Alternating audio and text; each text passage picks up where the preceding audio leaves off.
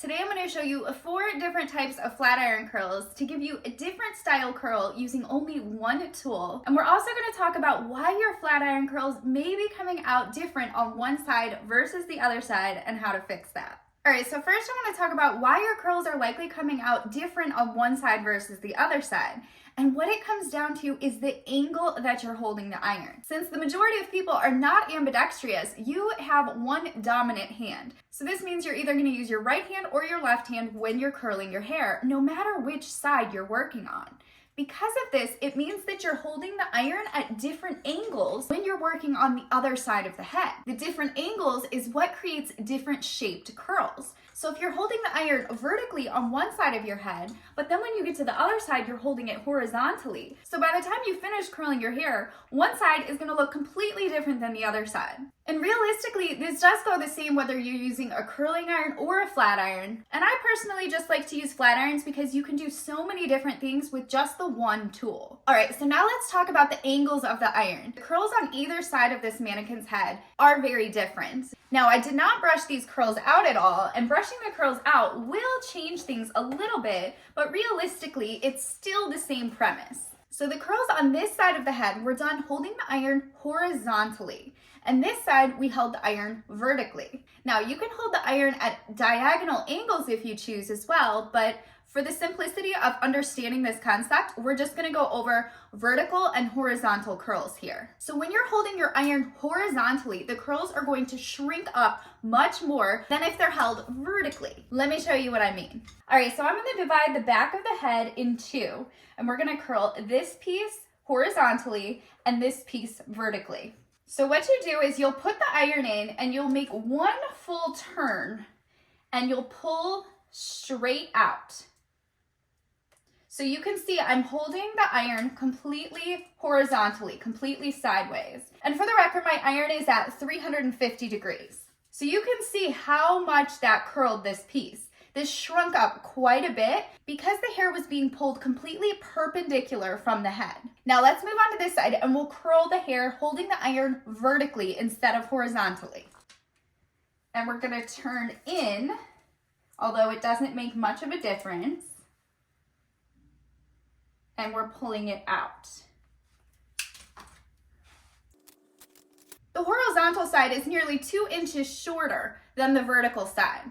Now, if your curls end up being a little bit bouncier than what you're looking for, there's a number of things that you can do here. The simplest and quickest way to do this is to pull your iron completely over the hair just to kind of smooth it out a little bit. You can do this a few times or go slower if you need to, and you can shrink the curl and make it much looser. But if you want to avoid going too tight of a curl to begin with, some other things you can do are to turn your iron way down, so use a much lower temperature. Now keep in mind, I used 350 here, so I could go as low as 250, and I'll still get a little bit of wave in the hair, but it's not going to be as strong of a curl. Another thing you can do is to take bigger sections so that more hair is being curled at the same time. Not as much hair is going to get as much heat, so it's going to take a little bit looser. And the next thing that you can do is move quicker. So if you make faster passes, your curls are going to be looser than if you make slower passes. Another common problem that people run into is the ends of the hair will curl so much more than the root of the hair does. And realistically, this is because the ends of the hair are a little bit drier, they're typically a little bit thinner, and they just take to the iron a lot easier than the healthy, thick hair at the root does. So this means you'll want to go a little bit slower when you're at the root and then speed up when you get to the ends so that you don't wind up with a flat top and a curled end. And I'll show you an example of that right now. So we're gonna go awfully slow at the root, and then as we work our way out, we're gonna speed it up.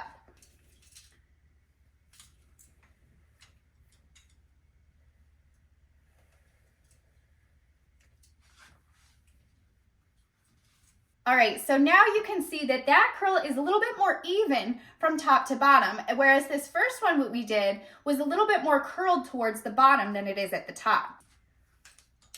And we're gonna go slow at first, and then we're gonna pull it real quick.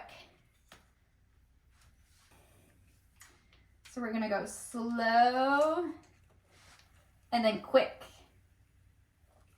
All right, so you can see the vertical side is still a lot longer and looser of a curl than the horizontal side, but this time the curl is a little bit more even from top to bottom. All right, so now the next thing I want to show you is actually leaving the ends completely out of the hair. And this is one of my favorite ways to curl the hair because it gives a little bit more of a grungy look.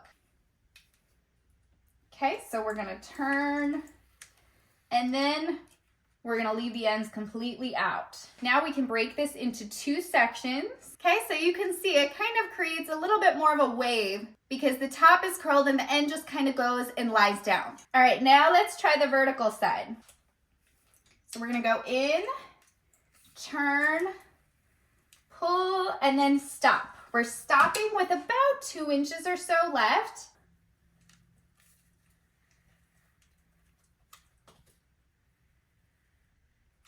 Let me clip some of this out of the way.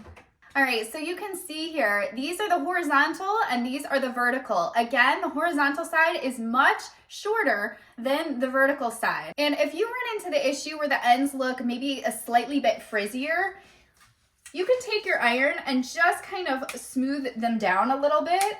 Now, the reason that happened with this mannequin is because she was a little frizzy to begin with. If your hair is not frizzy to begin with, then you likely won't run into that issue. But if you do have a little bit of frizz, then just kind of take your iron and just touch and pull straight down on those ends. So here's, again, horizontal with the ends left out. Here is vertical with the ends left out. All right, so there's one more method that I want to show you, and this is for creating waves. This is not going to be for actual curls, and this style is going to not last in your hair for a long time. So something else to keep in mind is that the shorter the curls are to begin with, the longer they're going to last. So if you want your curls to last an entire week, you're going to want to start with likely a horizontal curl, because especially if you have really heavy or straight hair, those curls are going to fall out by the end of the day. So starting with a tighter curl to begin with is going to increase the longevity. All right, so we're going to pull and turn, pull it the other way, pull and turn.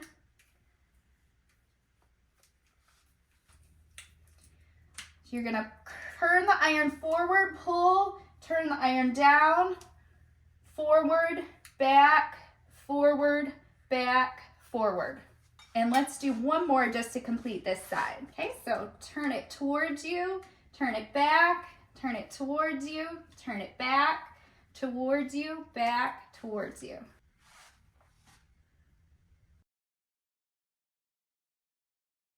All right, guys, that is going to be it for this video. If you are interested in my full tutorial on how to curl your hair with a flat iron, where I go very, very detailed step-by-step into the process, check out this video above. And let me know in the comments below what your favorite method for curling your hair is. Do you like to use a flat iron or do you prefer a curling iron? All right, make sure you subscribe if you want to make every day a good hair day.